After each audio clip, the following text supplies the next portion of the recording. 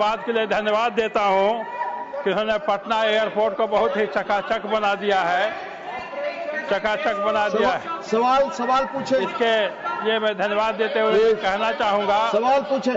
यह जो प्रश्न का उत्तर दिया गया है, कोई और चीज रिकॉर्ड पे नहीं डाली है, ये सवाल नहीं है। क्वेश्चन आवर का समय है, कोई चीज रिकॉर्ड हमारे प्रश्न का उत्तर नहीं सीट पे जाना। मंत्री जी ने एक गोल मटोल वक्तव्य के द्वारा देने का काम किया है।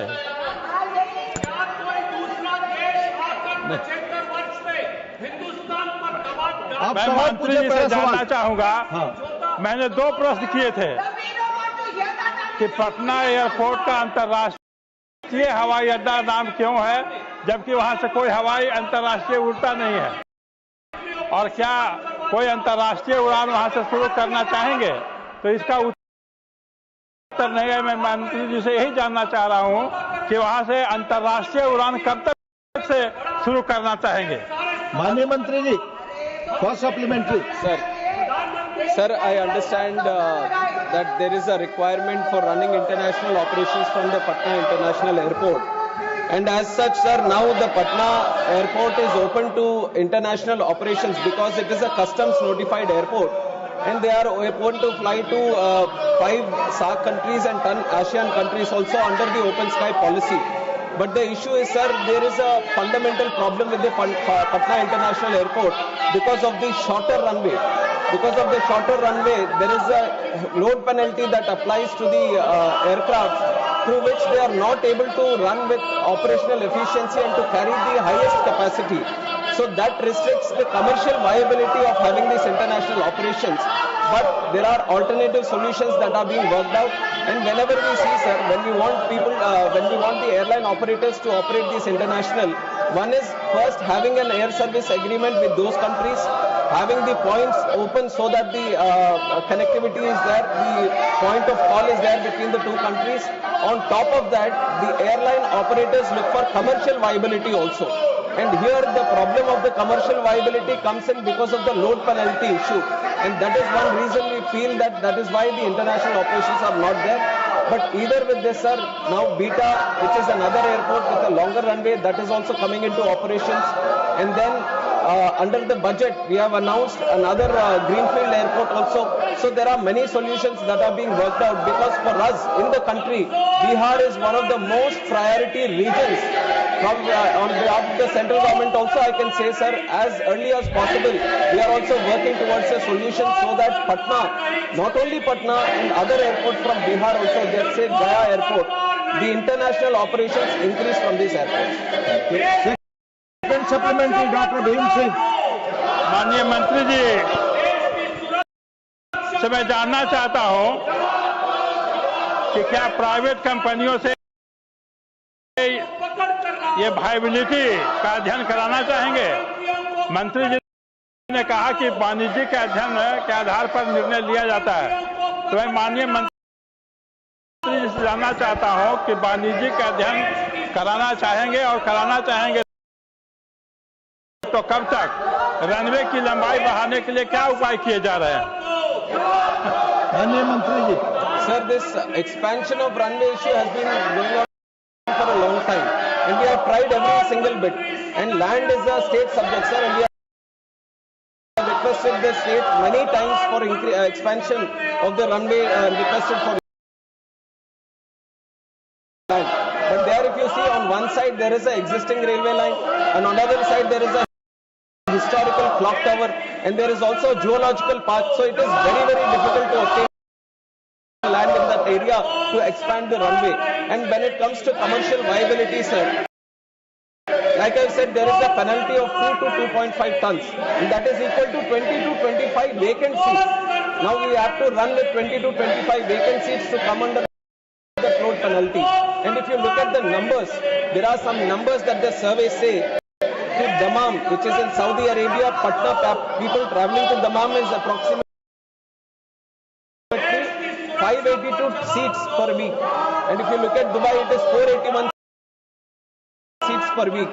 And usually we take this 186-seater Airbus to travel to this destination. operations. And if you look at 580 or 480 seats that are traveling from Patna to these locations, it is translating into 3 flights per week. Usually the commercial viability happens when there are 7 flights per week. There is a demand to run 7 flights per week. So we are looking into this, sir. We are doing the study also on how many people, because so that it becomes easier to convince the private airline operators also to operate these sectors. And in fact, the operators also do their own surveys, because they are also in the intention to connect more areas, to connect new routes. So definitely this is also under consideration. And we will support from our side also, so that this survey or the viability is thoroughly being addressed. Thank you. माननीय अशोक मित्तल, माननीय अशोक मित्तल, ये सवाल Patna airport से जुड़ा है। आपका सवाल इस पर है, प्लीज। धन्यवाद महोदय। सर, हाल में इंडिगो की फ्लाइट C6E2482 जो कि एयरबस A320 और 271N थी और दिल्ली से पटना आ रही थी। जयप्रकाश नारायण इंटरनेशनल एयरपोर्ट पटना पर लैंडिंग के दौरान रनवे को ओवरशूट करके आगे निकल गई। यह घटना तकरीबन रात को हुई और एक हादसा बचा। सर, पटना एयरपोर्ट की रनवे लंबाई लंबे समय से चिंता का विषय रही है। वर्तमान में अनस्टेबल रनवे केवल 1677 मीटर तक सीमित है। खासकर एडवर्स विंड कंडीशन में यह लंबाई न केवल नैरो बॉडी एयरक्राफ्ट जैसे A320 और B737 के लिए रिस्की है, बल्कि वाइड बॉडी एयरक्राफ्ट जैसे बोइंग 777 और 787 या एयरबस A390 के लिए तो कंप्लीटली अनफीजिबल है, जिन्हें 2500 से 3500 मीटर रनवे की जरूरत होती है। मेरा सवाल आपके माध्यम से मिनिस्टर ऑफ सिविल एविएशन से प्रश्न है, क्या ऐसी कोई फिजिबिलिटी रिपोर्ट तैयार की जा रही है जिससे पता लग सके कि फ्यूचर में लार्ज एयरक्राफ्ट ऑपरेशन में पटना एयरपोर्ट को कैसे सुरक्षित बनाया जा सकता है? धन्यवाद। माननीय मंत्री जी। Sir, based on the runway constraints, which the only honorable member has also mentioned, the Patna airport is a smaller runway, sir, where there are restricted operations with the load penalty only, and which is very much thoroughly followed by the regulator and the airline operator also, so that safe operations happen at the Patna airport. And whenever these kind of incidents happen, they are properly investigated and ensured that the next time these kind of incidents don't happen. But when it comes to the futuristic solution on having wide body operations and having long overhaul operations from these areas, then it is proposed to have a new airport only, greenfield airport. But as this airport is restricted, and if you want to expand the runway also, it is physically impossible, because there is railway track on one side and there is a clock tower on the other side, and without the land you can't expand the runway also. So within the stipulated runway of what you have mentioned to be 2,100 meters, to have these wide body operations is not at all possible. So an alternate runway which can cater for the wide body operations is being considered. In the budget also, a greenfield airport for the city of Patna has been proposed. So we are actively looking into this solution by creating alternative airport. Dr. V. Sivdasan. Dr. V. Sivdasan. Dr. V. Sivdasan. You have a question, yes, supplementary. Yes, sir. It relates to Patna Airport. Yes, sir. My question is related to the Patna Airport. Sir, my question is related to airport, sir. Yes, Patna Airport in his hand, sir. Yes. He our respected minister says the commercial viability of the function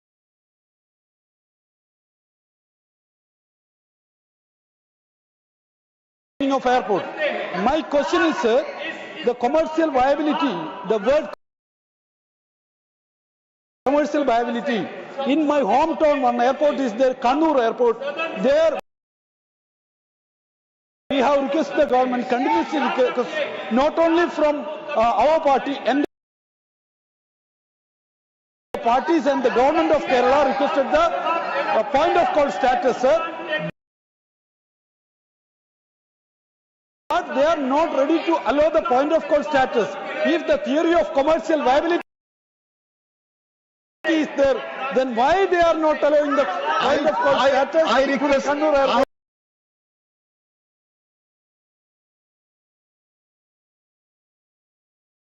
Relates to Patna.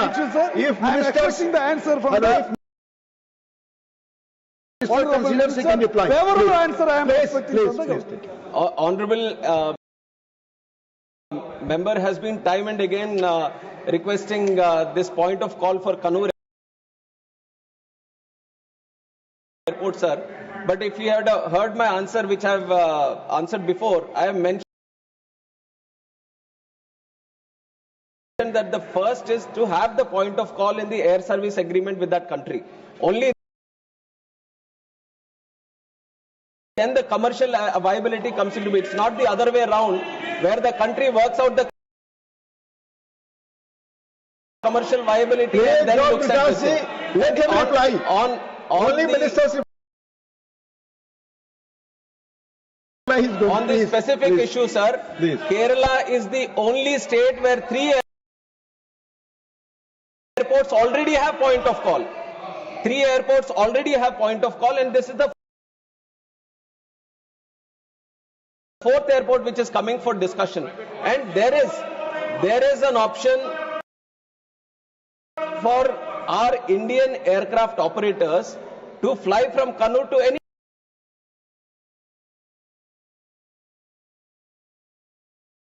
destination. It is all open. Only for the foreign carriers to come to that place, you need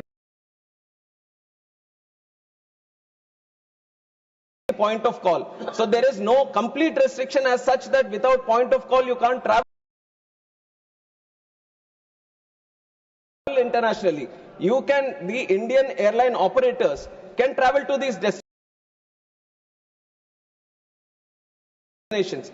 And you also have to keep in mind, sir, that the point of call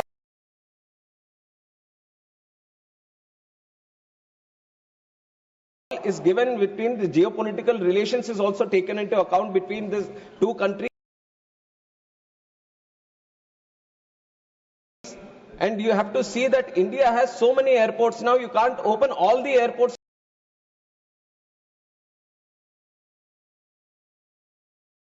to point of call, and you can't fly to 1 or 2 destinations in that country also. These are certain things that we also have to keep in mind, that when you want to open a country to all the locations, then you have to have a equal level playing field. And for Kerala Airport, you already have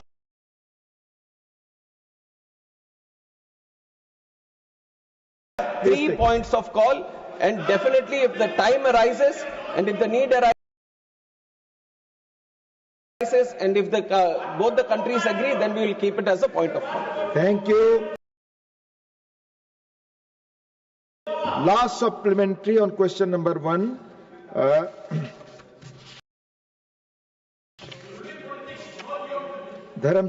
माननीय धर्मशिला गुप्ता जी.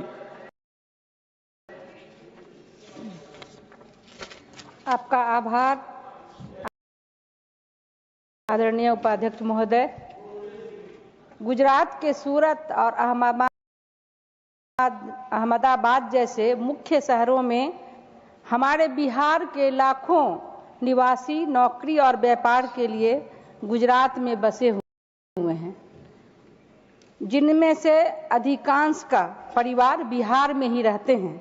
अतः आपके माध्यम से माननीय मंत्री महोदय से निवेदन है कि पटना से सूरत हेतु सीधी हवाई यात्रा की सुविधा और अहमदाबाद के लिए केवल एक ही फ्लाइट है, उसे बढ़ाकर 2 उड़ानें ये आपका सुझाव है? सवाल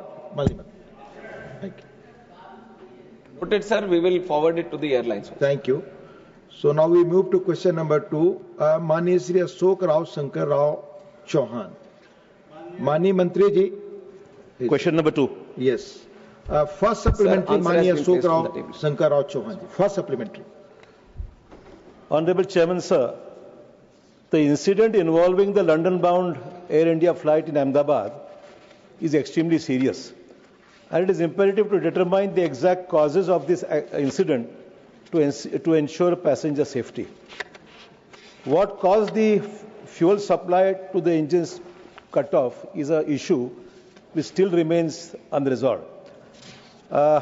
We all know that the Boeing 787 Dreamliner is an aircraft heavily reliant on electrical and electronic-based systems. This is the background of the entire issue. And one may recollect that on January 17, 2019, a Boeing Dreamliner operated by Japan's All Nippon Airways, flying from Tokyo, Haneda to Osaka, experienced an unexpected engine shutdown after landing, suspected to be caused by a software or computer glitch. In the light of this precedent, has any clarification been sought from Boeing, the engine manufacturer, GE Aerospace, Genex, and Honeywell, which provides avionics, propulsion systems, landing systems, cockpit and cabin electronics, and various components for this aircraft regarding the Ahmedabad incidents? And also, we understand that, that a number of airlines world over have grounded their Boeing 787 Dreamliner fleets after the Ahmedabad air crash. So I would like to know from the Honorable Minister that is this a malfunction in the aircraft's electrical system? Could the same issue that caused the electrical failure system also have led to the interruption of the fuel supply to the engines? So all these issues come to the fore. And going by the conversation which was recorded in the cockpit voice recorder, the fuel supplies to the engine was cut off. The recorded conversation indicates that neither the captain nor the co-pilot manually cut off the fuel switch. This raises a significant question. So we would like to know from the Honorable Minister that going by the preliminary report which has just been received, what is the cause of this shutdown of both the engines? Was it an electrical failure or electronic failure? Or what are the preliminary findings which would lead us to know the exact causes of these incidents? Thank you. Chairman, sir, the honourable member has asked a very serious and very comprehensive question regarding the incident that has happened in Ahmedabad. Sir, I would like to start by answering that the investigation process, which is according to the international protocol, the norms which were set by International Civil Aviation Organization, where the state of operation should have their investigation body, and we have our own investigation body, which is the Aircraft Accident Investigation Bureau, which got into the investigation process right after the incident with the subject experts into the site, and they have started their process according to the international protocol, and they have involved subject matter experts, all the international necessary people who are supposed to be participating in the investigation, and they have gone through the first set of investigation process, and they have given us the preliminary report. And if you look at the preliminary reports, sir, AIB, as for the first time, so whenever these incidents happen, and if the black box gets damaged, black box is the flight data recorder, which has all the necessary information which gets recorded. And whenever there is a slight damage that happens, it was always, it came to that point, sir, where we were sending the black box outside to the original equipment manufacturer and getting it decoded from that state of manufacture only. And it was for the first time that as a country, India took a stand that the black box which was achieved, even if it was further future action on, it can be the Boeing 787 or the series or the fuel switches and many things which have come under question, or the avionics which you have also mentioned in your question. To have a definitive answer and a definitive future correction measures, we have to look at the final report, sir. And I can say this to the House and through you to the people of this country also, that the AIB has a very definitive, thorough, rule-based process. They are very transparently looking into the process right now, and they are totally unbiased. This also I can say that the AIB is totally unbiased and looking into the facts.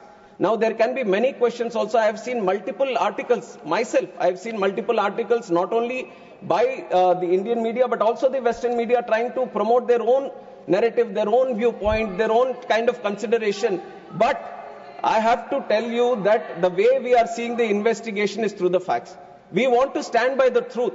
Not what is happening with the pilots or not what is happening with the Boeing or not what is happening with the Air India or any other stakeholder which is this. We want to stand by the truth. We want to find out what exactly happened, and that is only going to be coming out once the final report has been placed. So we have to respect the process of investigation, and once that process of investigation has happened, then we can talk about what happened and how it happened and then the corrective measures.